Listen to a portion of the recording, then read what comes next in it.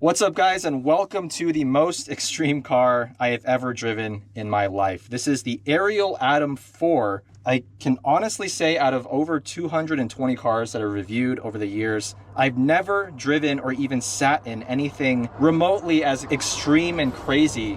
Well, let me just go through the specs and you guys can figure out for yourselves how just absolutely purpose-built this thing is. 1,350 pounds, 350 horsepower from the K20C from an FK8 Civic Type R, tuned up because the stock Civic only makes, I think, 310, 320. 6-speed manual transmission, also from the Civic Type R, although it's been modified with different half shafts. This engine is mounted transversely right behind me. Double wishbone suspension all around. In fact, I can see the wishbones right in front of me. Everything is exposed. Exoskeleton frame. I mean, it's essentially just a bunch of steel tubes welded together that form the structure of this vehicle.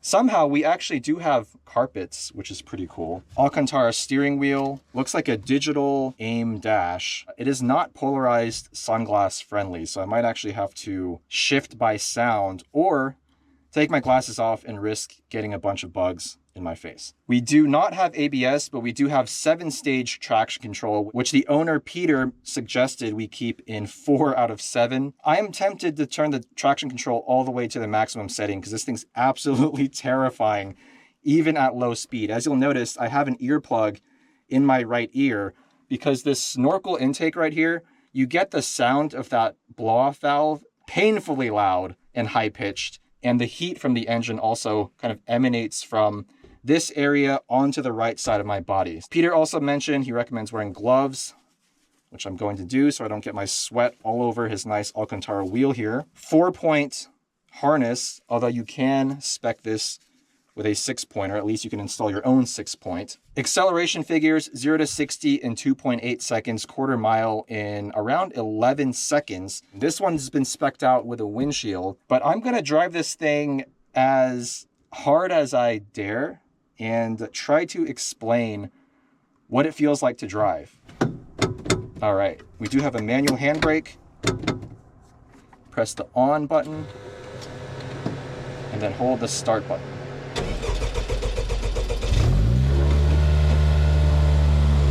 Oh my God, so much vibration through the seat. I mean, these are fiberglass seats.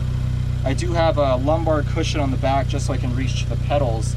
To move the seats, you actually have to unbolt them. It is not the most, let's say, ergonomic car to drive, but once you're positioned inside of it, it's actually not too bad. Oh, it's so much better with an earplug here. I drove it with no earplugs on the way up, and I was nearly deafened by that blow-off valve.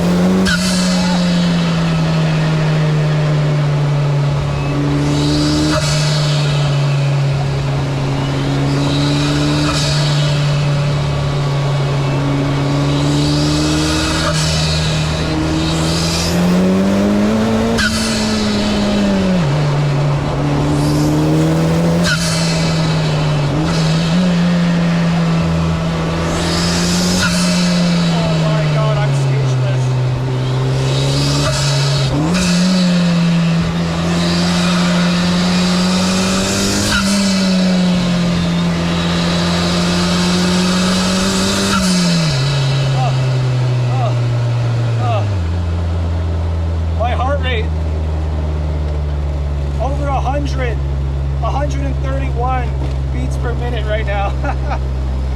After driving for what? 2 minutes? This thing redefines the word extreme. All right, let me shut up and attempt a full throttle straight line pull. First gear.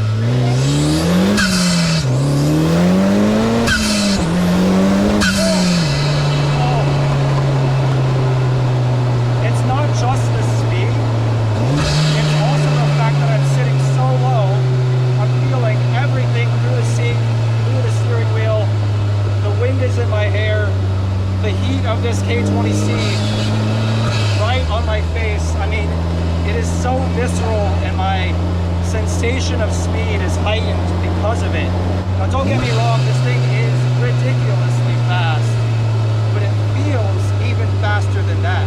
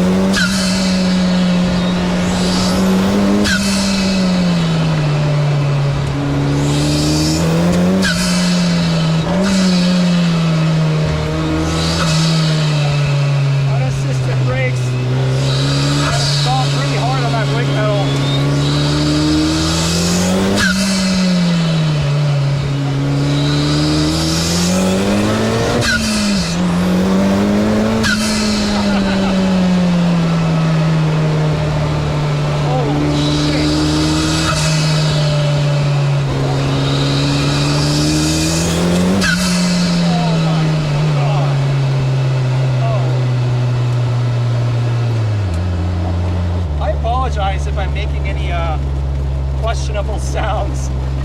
Yeah, still at 125 BPM. I actually really love the suspension of this car.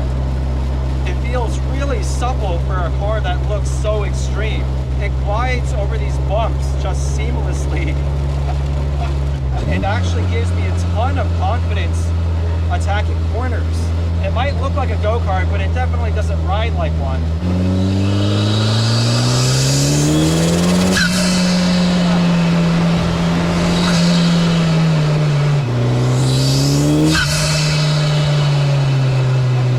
Very little turbo lag from the K20C. But it does really want to be revved out to its red line, which I'm honestly terrified to do.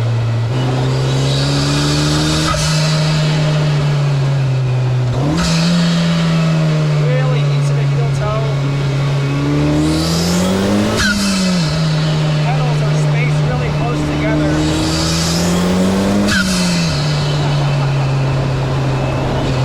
Wow. I just can't stop giggling. This thing is just, it's so hilarious because you just cannot believe how freaking fast you're going. And again, it's the sensation of speed, even more so than the speed itself. Now let me do a demonstration of that right here on this straightaway. First gear.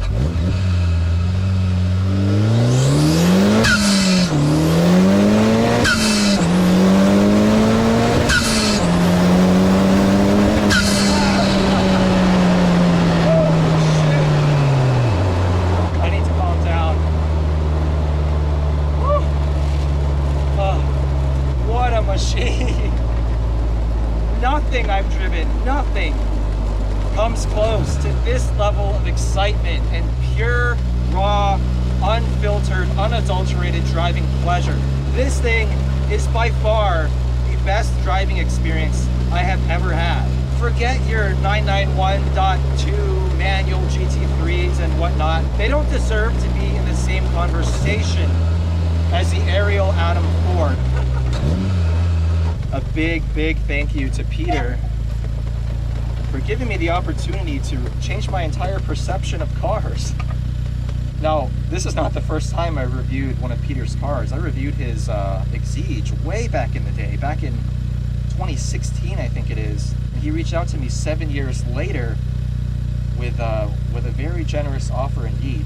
These cars, I believe, start in the US around $80,000, but you add a few options and you're well into the $90,000 range. You can get these up to $100,000, I believe. And while that seems like an absurd amount of money for essentially a bunch of steel tubes welded together with a Honda engine behind you, if your main goal is driving pleasure, nothing gets close to this for the money. Nothing. Every car I've driven, even the ones in the $300,000 market value range, don't even hold a candle to the Ariel Atom 4. This completely redefined my expectations. I used to think, actually, Peter's car, the Exige, and other Lotus Elise and Exige models that I've driven were the most raw and visceral and just entertaining driving experiences that I've had, but even those don't even come close. Let me know what you guys think of the Ariel Atom 4. What cars have you driven that are comparable or maybe even more exciting or more raw than this car? I can't fathom how that's even possible. Please subscribe to the channel if you haven't already, and I'll see you in the next one.